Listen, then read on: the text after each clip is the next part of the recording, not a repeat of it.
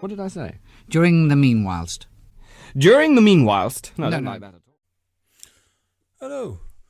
Can you see me? Oh, hang on. I'll just take this 10-stop filter off the lens. Yes, I'm afraid it is Dexter and me, your 879th favourite YouTube dog/human double act. Well, 879th in the photography subgenre of this platform, that is. Anyway, why did I have that filter on the start? Well, easy really. It's because in this video I want to talk all about photographic filters. No, don't switch. Oh, you've got me. Oh well, if you are still here, then I'm putting this video out for two reasons really. Firstly, I didn't think there was time in Saturday's gear video, link above if you missed it. And secondly, I've just uploaded a new free guide to choosing, buying and using filters to the resources tab on my blog, and there's a link to that below. Anyway, to business. First off, you don't need any filters at all to enjoy your photography or videography.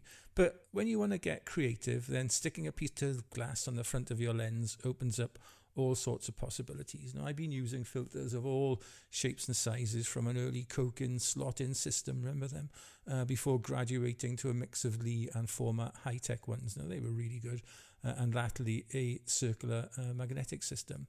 Now, I'm going to concentrate on the filter systems I'm using right now, though, as I genuinely believe the circular, magnetic and sometimes screw-in system is the way to go.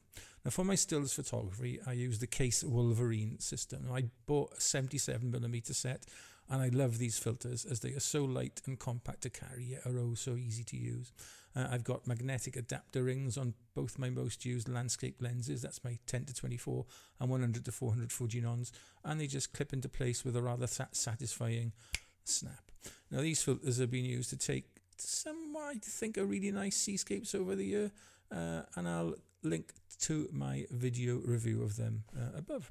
For video, things aren't quite so simple right now. I mean, to start with, I got filters for my Fujifilm X-H2 and my GoPro Hero 12 Black action camera. And then there are the Freewell filters I bought last year, which really have thrown a spanner into the filmmaking works.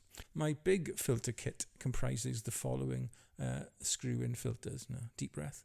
A variable neutral density filter, circular polarizer, a warming filter, 6-pointed star filter, quarter and half strength black mist filters, and a set of step-up rings of varying sizes. Now, all these have seen use in either my YouTube videos at some stage or in other films I made over the years.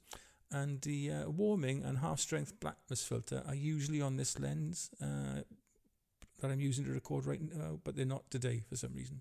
I also occasionally used one or the other of the black mist ones when I'm out shooting stills too. Let me come on to that later. All of these filters are 72mm in diameter to match the filter thread on my 10-24mm lens. I then use step-up rings when I want to use them with other lenses with smaller filter thread sizes, like this Viltrox. For my GoPro, I could use the 72mm ones, but they look a tad ridiculous on that camera. So I've invested in 52mm variable ND and quarter strength black mist filters, and that are pretty well permanently attached to my GoPro via a handy adapter, allowing me to use circular screw-in filters on the square lens. The Freewell filters I got, that's a variable ND / polarizer combined and a black mist one, are still on trial as replacements for that huge video kit I currently use. And to be honest, I think I will move over to using them more often, as the build and optical quality is a substantial step up, and it's a smaller kit to carry about when I do venture out with my X-H2 for video. I made a video all about these filters last year, and I'll post a link to that above if I can.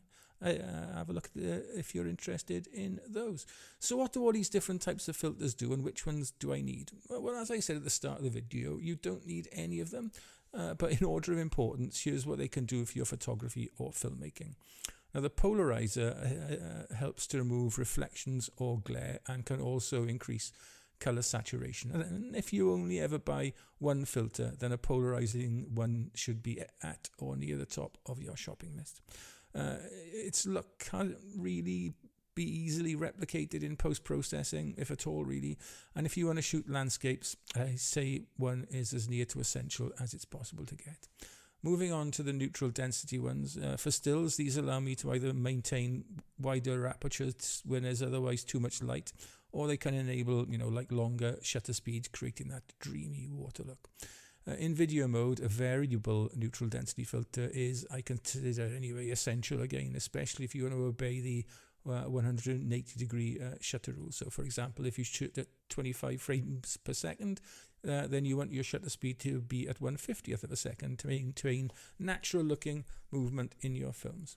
The black mist ones are filters I only started using over the past couple of years, but I'm so glad I did. They help to soften the often way too sharp output of modern cameras, and can also provide a more attractive, like a bloom, to areas of bright highlights. They're really handy in the woods, really, when the sun is shining between the trees to soften that glare you can get in the gaps in the branches. The warming filter does what it says, either warming a scene up or giving you a healthier skin look. And the star filter is great for nighttime work when it can make street lamps, like in the image on screen now, or other sharp points of light more interesting. Anyway, I hope you found this video interesting, and I'd be really chuffed if you'd pop along to my blog. There is a link below, as I said, and take a look at the guide I posted there. And while you're there, why not have a look around? I post twice a week, usually a photograph on a Monday, and then write about whatever is on my mind for a Thursday post. It's been going for nearly 10 years now, that blog, so there's loads there to have a look at, with well over 800 posts, tons of images, and a load of free photography guides and tips and workflows covering a host of subjects. Right then, that is it for this week's Tech Tuesday. We'll be back on Saturday when I'll let you know the steps I follow for getting nice, sharp and dreamy seascapes. How exciting, eh? All right then, just be nice, and we'll see you on Saturday. Ta-ra.